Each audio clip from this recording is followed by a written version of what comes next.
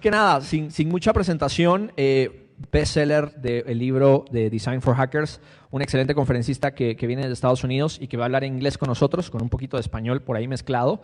Y esta es una de las charlas que yo también más estaba esperando, porque ¿se acuerdan que yo no sé ni diseñar ni programar? Capaz que con un poco de las ideas que él me saca, mis diseños van a ser más lindos, voy a poder presentar cosas. Así que sin más presentación les quiero dejar a David. Por favor, bienvenido a México y esta es tu audiencia. Gracias. Hola, ¿cómo estás? ¿Todo bien? ¿Todo bien? Disculpe, pero no puedo presentar en español hoy, pero en 1 o 2 años, quizás. Yes. So, how many people here are designers? Okay. And how many people here have ever had to design something? Anything? Design anything. Good. I think that we're all designers. We're all going to have to be designers eventually. And so I talk about design, I deconstruct design so that you can see design in a new way and that you can hopefully become a better designer yourself. So I wrote this book. It's called Design for Hackers. And I've got one other question. Have any of you ever been in a conversation before where somebody said that something had too much white space or not enough white space? Okay, well, that completely ruins my theory. Entiendo? Entiende? Entiende. Entiende. Well, let me tell you a story. My very first job, like real job, I was an intern at an advertising firm. And I was designing a newsletter. And I went ahead and made your standard sort of 3-column newsletter, or 2-column newsletter, and I presented it to the client. And the client said, "This has too much white space." And so I went back and I made it 3 columns this time. And I put all that information in there and really crammed it all in there. And then I took it back to the client. And the client said, "This doesn't have enough white space." Now, it did not help that my client was Goldilocks. Do you guys have Goldilocks? No, Goldilocks? Goldilocks and the 3 Bears? Okay, that doesn't work, does it? But pretty much everybody in this room, I would assume, has been in a conversation at some point where they were designing something and somebody, maybe even you, said, "This has too much white space." Or, "This doesn't have enough white space." And actually, never in the history of the world, I think, has anybody ever looked at a design and said, "You know, what I like about this design? The white space. The fonts are ugly, it's in Comic Sans. The color makes me want to puke. But the white space, mwah, it's perfect." Nobody ever says that. But yet, white space is this important thing that, when it's not right, we notice. When it's, is this where the camera is? Yeah. Oh, okay. So do I have to stand here the whole time? No, you can go over there. Okay, where's the limit? Is it The limit is where the computer is? I can't go where the computer is, basically. from here to here. Okay. All right, so, I'm good. So, anyway, white space is this important thing, but nobody ever talks about it quite when it's right. This was really interesting to me. So I did what any reasonable person would do. I grabbed a bar of deodorant, this deodorant, Mitchum brand deodorant, and the tagline on it is, "So effective you could even skip a day." Don't know why you'd want to. But everything that you design is exactly like this bar of deodorant. So forget about everything that you think that you know about design. Forget about CSS. Forget about jQuery. Forget about A/B testing. Forget about colors. Everything that you design is exactly like this bar of deodorant, because this bar of deodorant has just information on it, and there's a hierarchy to that information. You know, the title is big and it looks more important, and the tagline is a little bit less large. And so I actually took all the information off of this deodorant bottle, and I conducted experiments in white space, which is probably why I didn't have very many girlfriends in college.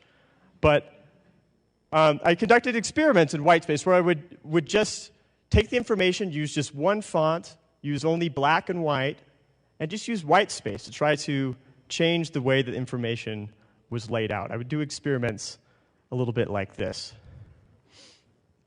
And so this was 10 years ago, and I want to present these sort of findings to you today. And so I've used all this knowledge that I gained from this experimentation. I've used it working at an architecture firm. I've used it working at startups in Silicon Valley. I've used it in weekend coding projects. And whether I'm applying a sign to the side of a granite building, or I'm developing a quick style sheet for a hackathon or something, these white space, the things I've learned about white space have always paid off. And so my talk is going to be in sort of 3 layers. I'm going to talk a little bit about theory, so if you're high or something, then this will be perfect. But grab yourself a cup of coffee, because there will be some things where I talk a little bit more practically, be talking about it in layers. So some of the things I talk about in the theory part of the talk, I will revisit later talking in practice, and then also there will be some examples in the end. So in Japanese, there's a word called ma, and I think it really describes best what white space is, or I imagine it would. I'm not Japanese, because there's not really a direct translation. In English, the closest translation there is the simultaneous awareness of form and non-form is what ma is. So I think that it might be something like, if you were to imagine how a big block of marble will influence the form of a sculpture that's chiseled from it, or the way that the spaces in between notes in a song heighten the presence of the notes themselves, or the way that it'd be far different if I were to tell you should use white space and you should just around the right amount of white space and don't use too much white space. It'd be far different if I were to tell you that than if I were to tell you that I have a dream that someday the white space in a design will be thought about as much as the rest of the design. So white space is sort of this, to understand white space, you have to understand the simultaneous existence of form and non-form. And the Gestalt psychologists understood this very well. You've probably seen this image before. Do you see 2 faces, or do you see a vase? You might see both. And so everything that we design is like this. We have information, and we have what we normally consider to be content, and then we have all the space in between. And everything we design is really just bits of information that, if we squint our eyes, are just blocks. And there's all this space in between. All this white space. And if you're not thinking about the white space in your design, then you're really ignoring half of your design. So now I'm going to talk about the theory of white space. Texture. Every little piece of information that you have in a layout, whether it's an image, or I'll talk a lot about typography here, whether it's type like this, has a texture to it. So something that's bold has sort of a darker texture to it. Something that's in a light font has a lighter texture to it. If you're to squint, they really just have different levels of visual intensity, different levels of visual weight. So if you squint, it might look a little bit like this. And sometimes one piece of information holds dominance over another. So because the dark word is on the left-hand side, because we read from left to right, we'll probably tend to see that one first. But if we switch sides, then the lighter one might actually hold dominance, or at least be a little bit less unimportant than it was before. And design, usually you're designing something a lot more complicated than this, than just two pieces of information. You have usernames and metadata, and you have titles and subtitles and images and things like that. Most of what you design is going to be way more complex than this. But it all really boils down to playing with what is dominant over the next thing. And to help manage that, it's helpful to understand a little bit about how we perceive things. And you have a lot of complexity to the things that you're designing, so it helps to sort of chunk things together. So there's this concept in psychology of chunking, which isn't necessarily exactly the same thing, but I think that it's helpful to understand it, to understand a little bit how to design things. Just as an example, pretty much anybody in this room, if we were asked to, could count all the dots on this screen. And the way that we would do it is that we would maybe count a few dots in the top left-hand corner, and then we would move our focus of attention and count some more dots. And we keep doing that until we had counted all the dots. And we take that for granted, but there's some people who wouldn't be able to count that. Some people have bilateral damage to their parietal lobe, which actually affects your ability to shift your focus of attention. And so they can only count maybe 2 or 3 objects at a time. And so this sort of, I'm no neuroscientist or anything, but this implies that we can see a couple things at a time with almost like a pre-processing sort of instinct. And when there starts to be a lot more elements competing with each other, it's not quite so easy to keep a grasp on what's going on. And you see this, an understanding of this in really successful interfaces.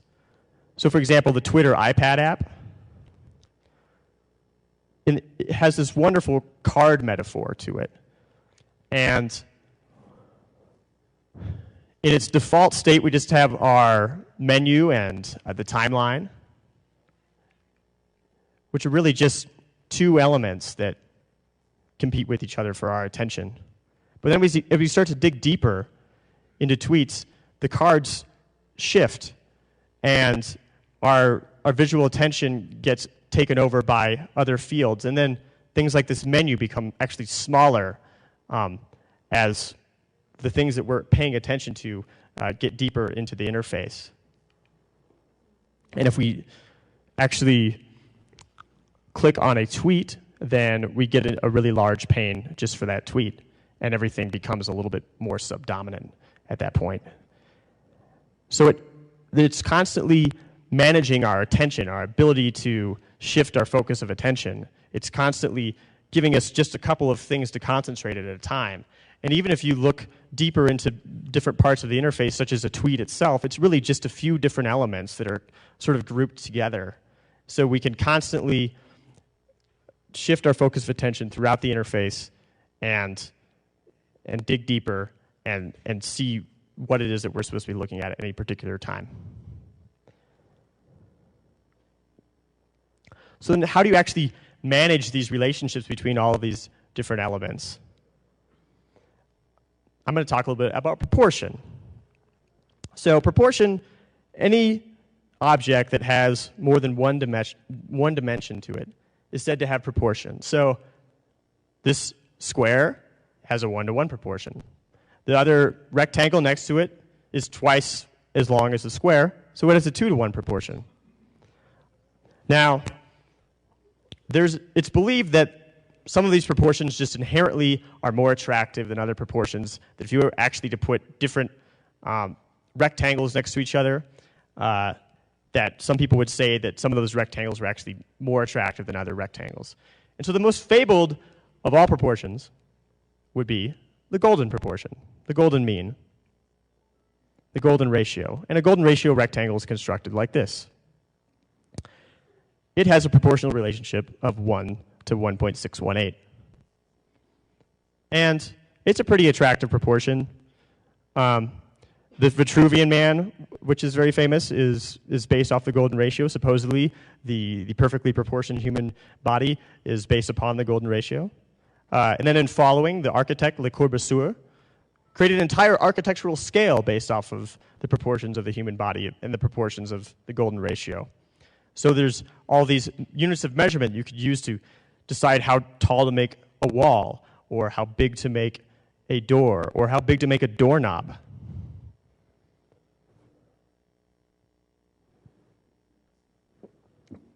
And one of the most fascinating things about the golden ratio is that you can subdivide it over and over again with a square.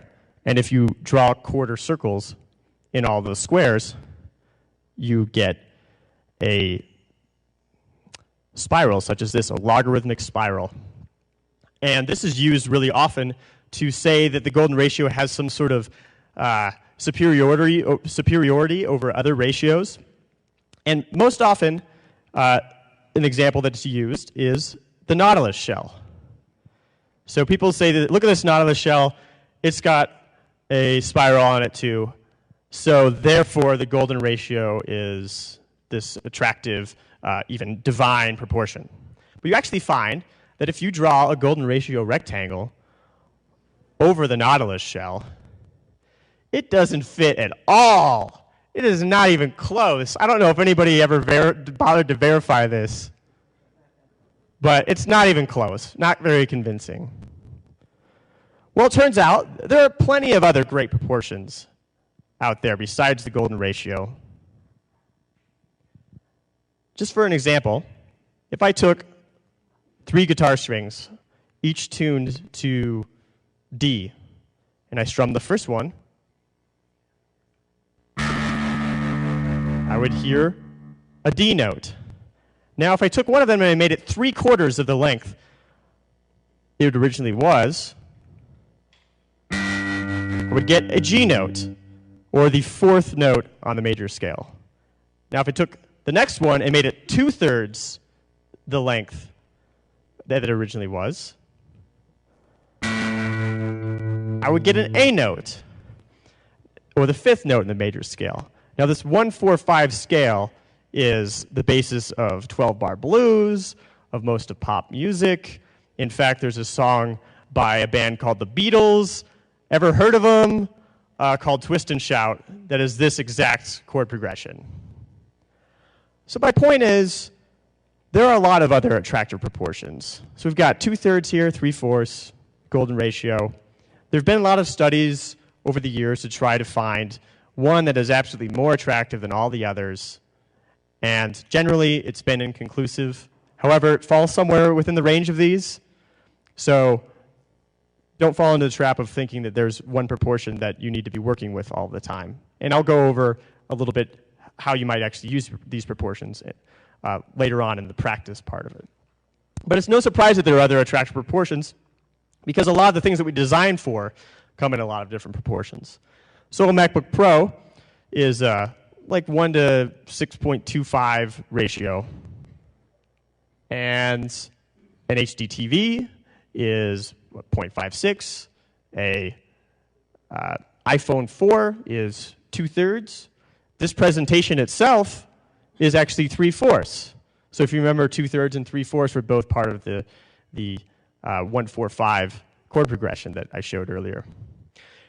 So interestingly enough, if you actually take 2 squares, one 75% or 3/4 the size of the other, put them next to each other, and then start drawing quarter turns within these squares, and continue that on and on and on until you have a logarithmic spiral, you come up with a logarithmic spiral that fits the nautilus shell perfectly. I almost fell out of my Aeron chair when I saw this. I just took this image off of Wikipedia. It's public domain, by the way. So there are plenty of other attractive proportions that can be worked with, and I'll be talking a little bit about how to do that later on. So just to summarize some of the theory, in this talk, put down your joint, pick up your cup of coffee because practice is coming. Texture, it affects visual weight. Dominance, all you're doing with design is just trying to work with one element being dominant over another and chunk things together. And the proportions, you don't always have to use the golden ratio. It's not necessarily superior to the others. Now on to practice. There's this idea of clean design that you hear people talk about a lot. They say that a design looks clean. This design looks clean.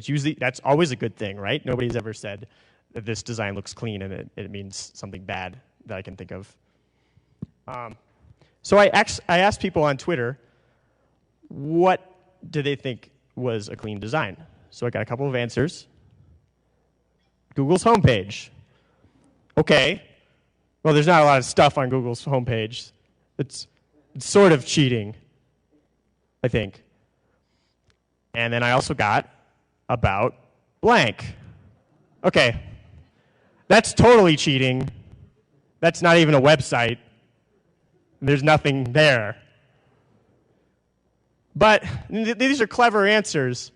But I think that they point to the fact that a lot of people seem to think that for a design to be clean, there just needs to be less stuff.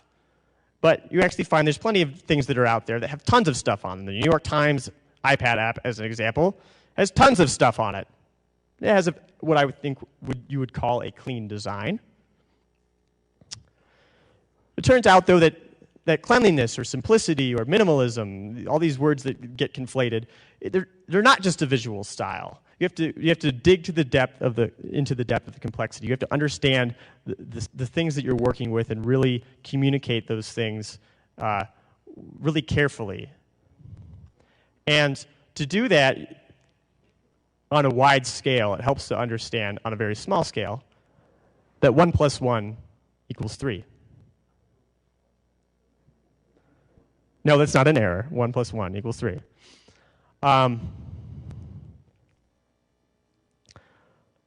A good little petri dish for understanding this concept, which was introduced by the information design guru Edward Tufte, is tables. Pretty much any program that creates tables is going to create tables that look a lot like this. And it looks like an okay table, but it's got these lines here. They're supposedly to help you connect things, to navigate from one piece of data to another. But you actually find that 1 + 1 = 3. Between each piece of data, there's all this white space, but then there's also this line. And so there's three things. There's the white space between the piece of data and the line, and then we have the line, and then we have the white space between the piece of data and the other line. You actually find you could completely remove all these lines and have a table that works just fine. You can read all of the data. I actually changed the typeface to italic on some of these just to make it look like a different type of data. This seems like really nitpicky thinking, but on a much wider level, this gets to be really big. You get to a very high data-ink ratio when you think this way, and that's another Tufte concept, the idea that each dot of ink, or each pixel, if you will, is communicating something that it's essential, that it needs to be there, that it's actually communicating something. And understanding that and understanding when to use white space instead of something like a rule line can go a long way in creating clean design. So let's see some of this in action with something very familiar. This is what the planet Earth looks like from outer space. If you were to draw a picture of planet Earth with just black and white, you might do something a little bit like this. It doesn't look so bad. You've got this outline. You've got the land is all colored in black. But you could actually find that you can make this much simpler. If you just made the ocean colored in the ocean and left the land completely white, notice there's not even a line there to define the edge of the Earth anymore. You still see it. The way that our brains complete those connections, this still reads as planet Earth. And what you'd have is actually the exact same thing as the alerts icon on the Facebook mobile app. So if you communicate really efficiently, you can come up with something that's clean. You can read this icon at a smaller size. 1 + 1 = 3. Now we take advantage of this way that our minds complete these connections when we work with grids. Some of you might be familiar with grids. A grid essentially lines up a bunch of things so that we see like a crisp edge. And this happens over and over again throughout a design so that it's well organized and it looks clean. And grids are often it's just like an equal subdivision of a page. So we might have a 4-column grid or a 6-column grid or an 8-column grid. And it gives us the freedom to break up the page into different areas. Some parts we just use 1 column. This is a 4-column grid, so we're using 3/4 of it, one of the proportions that we talked about earlier, for the main part of the page. And we can break up the grid in a number of different ways. But we don't always have to perfectly subdivide the grid. Twitter, up until recently, was famously designed based upon the golden ratio. The sidebar over here was about 61.8% of the width of the main timeline itself. But to construct a grid on your own, the basic standard grid, you basically define some sort of a margin and then divide it up equally, leaving gutters so that you can put elements along the edges and they don't end up butting up against each other. Then that gives you some guidelines within which you can start to place things, to place information from your design, and then you end up with something that's nice and clean and crisp. Now, not all of us want to bother with building our own grids, so there's a number of different frameworks that are out there. You might be familiar with 960GS or so there's some other ones. The Twitter has one that's called Bootstrap that I think is probably the best one that I've seen in all the research that I've done. I'm going to talk about some of the things that aren't perfect about it, but I don't want it to sound like I'm knocking on it because it is a really good framework. It's just that these frameworks have sort of a one-size-fits-all mentality to them. And they can cause some confusion, some misunderstanding of the grid. See, because the grid is an aid, it's not a guarantee. So just because there's a grid line there doesn't always mean you need to put something directly on it. And just because you have a certain number of columns doesn't mean you have to use all of them in your design all the time. So there's a few gotchas of working with grids and frameworks, such as Twitter's Bootstrap. One of them, probably most important, I think, is column soup. Just avoid column soup. La sopa de column. Bootstrap has 12 columns by default. You can customize it. 12 columns. Now, just because you have 12 columns doesn't mean you should use all 12 columns all the time. It's a one-size-fits-all thing. Those 12 columns are there for you to use, but you have to use a little bit of discretion. So you might find a situation like this. You're designing something. You're off to a good start. You have a couple columns over here, actually 3 columns over here that you're using for a menu, and then another 9 columns. So you've got it divided up by 3/4 that you're using for a main content area. You're off to a good start. Then you divide up underneath that main content area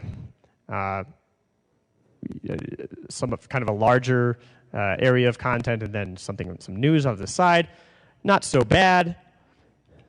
Then you completely break the grid line that you created when you made the menu item just because you can, and then you really lose it. This sort of column soup happens sometimes when people are working with something like Bootstrap or other grid frameworks, and it can get people into trouble. It doesn't look so good. So some ways to avoid this is to kind of think globally about the way that you're subdividing your page. For example, this grid line that we've created sort of a global definition of this is our menu stuff over here. This is our main stuff. So now all of our main stuff needs to go under here. Pretty much nothing will go underneath this menu until maybe we get to a footer, and then we get all the way wide across it. So that's one way to avoid column soup.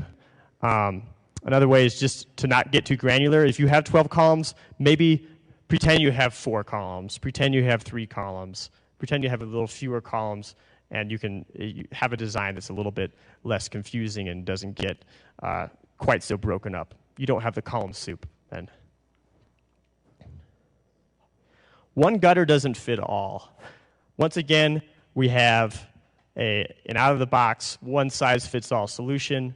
All the gutter lines in something like Bootstrap are all the same width,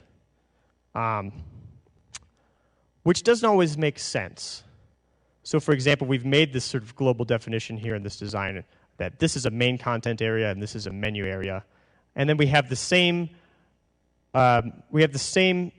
gutter width between our main content area and our menu as we do in some of the content that we have underneath our hero, our little hero hey you thing underneath there. Those are all the same width of gutters. It doesn't necessarily make a lot of sense. I think it would make a little bit of sense to actually make that gutter between our menu area and our main content area a little bit wider, which I'm about to do. Here we go. Just make it a few pixels wider. Now we have something that expresses what we're saying about all of our information in our design by the way that we are placing things. It's a little bit more expressive. Also, trust your eyes. Just because there's a grid line there doesn't always mean that that everything needs to line up perfectly along that grid line.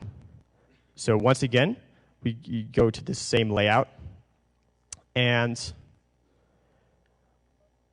we have this grid line that defines the edge of our little hero hey you splash area, and that same grid line is being used to define the edge of the content that's underneath it.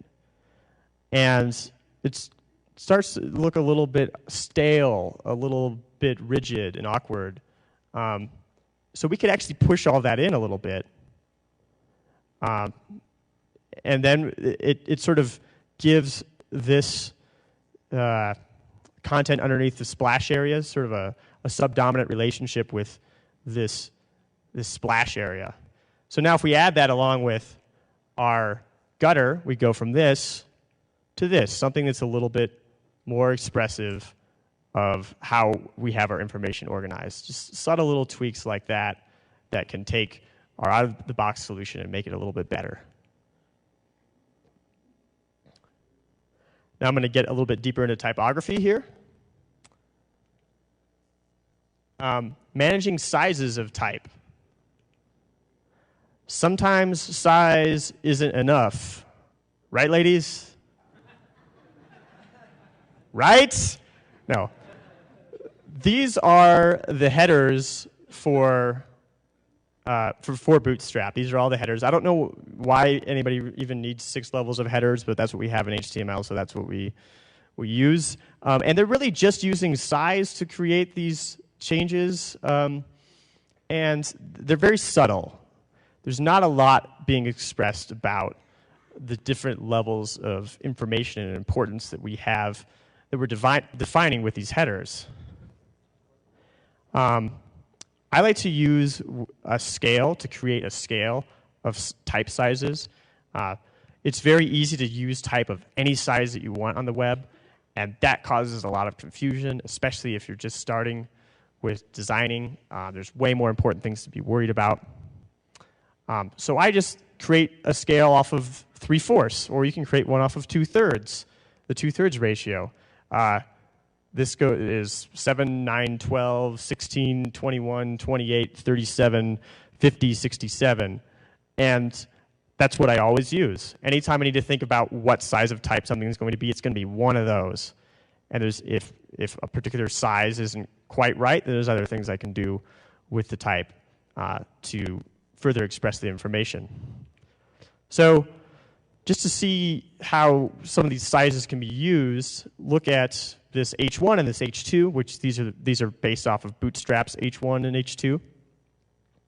Not a whole lot of difference being expressed here. They look like they're almost the same size. But if I use one of those scales and I actually skip a step, say maybe that one of those is 37 pixels and the other one is not 28 but is instead 21, then I start to get some size changes that are a little bit more expressive of the changes in importance of that information. But there's still more that we can do, which I will show you in a little bit. A little bit of horizontal spacing. Some of you are probably familiar with the idea of kerning, which is just managing the white space in between individual letters of type, like this A and this B, very far apart from each other. Put them a little bit closer to each other, and boom, you have your white space a little bit more balanced. This is something you can do on a wider level for actual visual effect when working with all caps. All caps isn't exactly polite when you're using big, large amounts of text, but it's perfectly fine for something like a little header or some metadata or small pieces of text. The Romans used nothing but all caps for quite a while. They did just fine, except for they did collapse after a while. But anyway, so you can actually use letter spacing with all caps like that and space things out. You get a little bit more of a delicate texture to it, and it can help express that information as being a little bit different. Not something you want to do so much with the lowercase type, because these ascenders and descenders, like the bottom of the G, the top of the H, we use those things to read lowercase type, and when you spread them out like that, it just ruins it. So to show that in action, here is the example I was showing before, H1, H2, and you could make it that title all caps and spread them out a little bit. Another popular way to do this is if you have, say, a blog post title and there's some metadata underneath it. We've got a good size change going here, but we haven't really expressed so much how the information is different, how one piece of information is different from another here. So if we do the all caps, spread it out a little bit, we start to get something that feels a little bit more like this is a different type of information. And we've just expressed that just with white space, all the same typeface and everything. And then vertical spacing is another issue. This is what an H3 looks like on Bootstrap. Again, Bootstrap is great. I don't want to look like I'm picking on them, but this is a little too much white space here. And the reason why is because Bootstrap is built on, they use what's called a baseline grid, which is always using a certain unit to manage space. And I'll explain a little bit how exactly they do that. But first I want to introduce the idea of line height. Line height is what manages that vertical white space between individual lines of type. So our font height is these lines here, and then our line height, our fonts live within our line height, and this is what dictates how far apart two different lines of type are. If we increase our line height, then those lines of type get farther apart. So with Bootstrap, with our example here, Bootstrap uses a baseline grid. They're always using units of 9 pixels. So the problem they're having with that H3 is they are using an 18-pixel height type for the H3. So that's 2 units of 9 pixels. They don't want to make their line height 18 pixels because then it'll all be too close together. So they jump up to the next level, which is 27 pixels. It's crazy. It's a lot of pixels. So overall, I just think that the baseline grids are great for really advanced things, for using in print type, but generally I wouldn't worry about them. They're good for lining things up across columns sometimes, but you can often really miss the trees for the forests with baseline grids. So how would we fix this? First of all, I like to work with units called M's. Now, an M is used to be based off of the width of an uppercase M, but that is variable between one font and another, so it's been standardized. It just means the same thing as the font height, but it is a relative measure. So one M is always turns out to be the same as the font height or the font size. And the reason why this is good to work with is because when you're dealing with things like line height, if you have 18 pixel type and you make something 1.5 Ms, if you change that type size to a different size, then that line height adjusts along with it. So using our example from before, which is 27 pixels or 1.5 Ms for our header, we could just make it smaller. Make it 1.2 Ms instead, which breaks our baseline grid entirely, but it looks a lot better, doesn't it? Yeah. So what's the range of line heights that to use?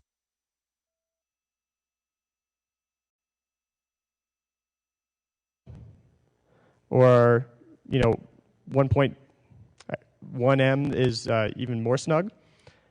And then because we have a lower line height, we don't need quite as much margin on the bottom, so something like 0.8 Ms is good. And then when we have that type close together, we have the margin bottom there giving us some white space to separate those bullets. We could completely lose the bullets if we wanted to, and they would still read as individual units that are separate from each other but still together, just by using white space.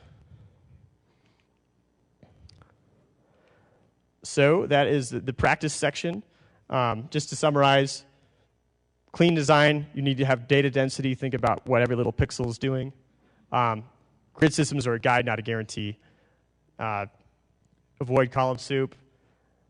And one gutter doesn't fit all. And trust your eyes. Everything doesn't always have to be on every single grid line.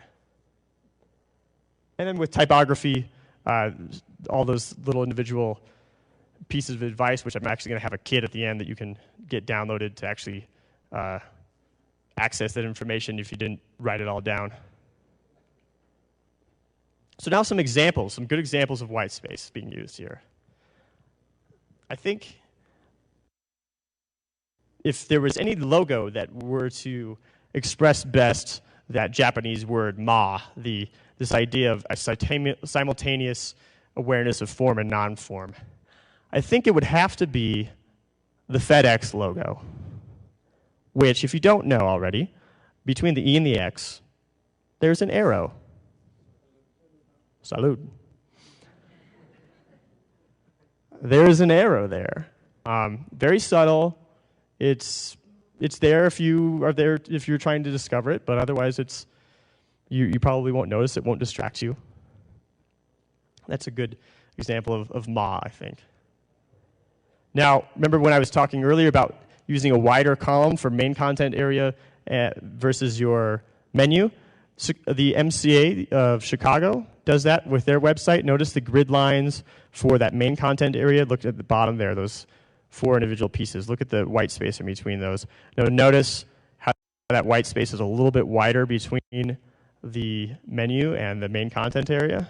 So it really does a good job of defining that these are 2 different pieces of our layout, 2 different sections of information. There's a conference organization, a listing platform called sketch.org, and the founder actually came to one of my earlier whitespace talks on my book tour, and he told me, oh, I redesigned sketch.org based on your whitespace talk. So I don't know how well you can actually see some of this, but there is a very slight gray line vertically right there, which I'll totally forgive them for, but it's very light. But they've made the type a lot smaller. Before, they just had this big, huge gray line going around everything. They had these horizontal lines that weren't necessary. Instead, now they've just allowed the white space to talk between time slots to group all that stuff together. They've done a good job with that. And Google has recently redesigned their properties. They look a lot better. You might not like them, but you'd be wrong. And so if you look at their docs, Google Docs, now if you you'll just have a title, and you'll have all black and white type for your menu items. Far different from how it looked before. Things are different when you mouse over them a little bit, but we've all used desktop programs before. We understand what a menu is. We don't need to have it spelled out for us necessarily with shiny buttons or anything. There's just using the type, the alignment, the scale changes to express all those different pieces of information. And Gmail, done a good job as well. Notice, for example, just this little detail here.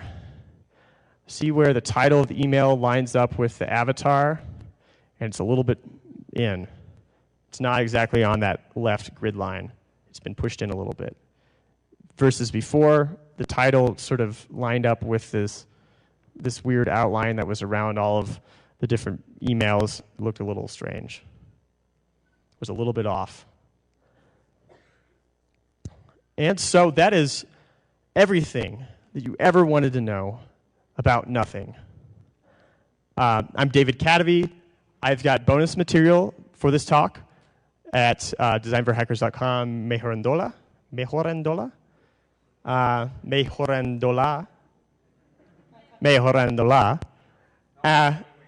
Yeah? Yeah, we can do this. Mejorándola. Mejorándola. Mejorándola. Mejorándola. Mejorándola. Mejorándola. Perfect. Please. Thank you.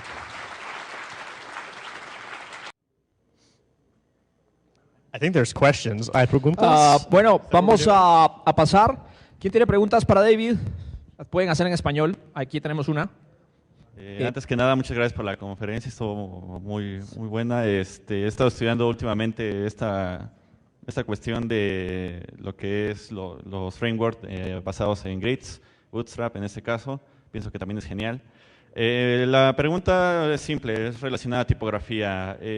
¿Tipografía con serif o sin sans serif para una mejor, para que sea más legible o más leíble en textos grandes?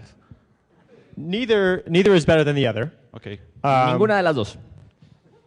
And so for really large stuff, that's when the fonts that are made for the web don't look quite so good.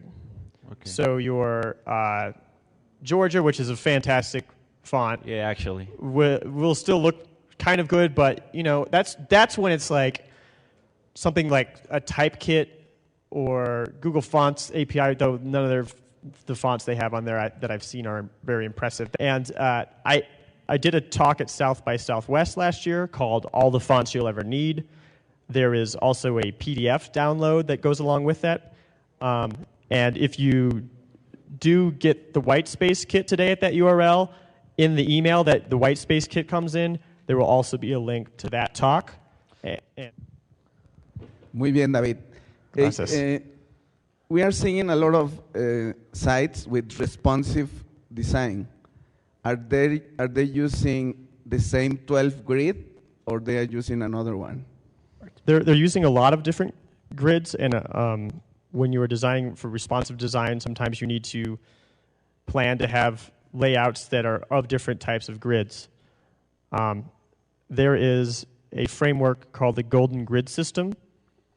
Golden Grid System by John Corpy.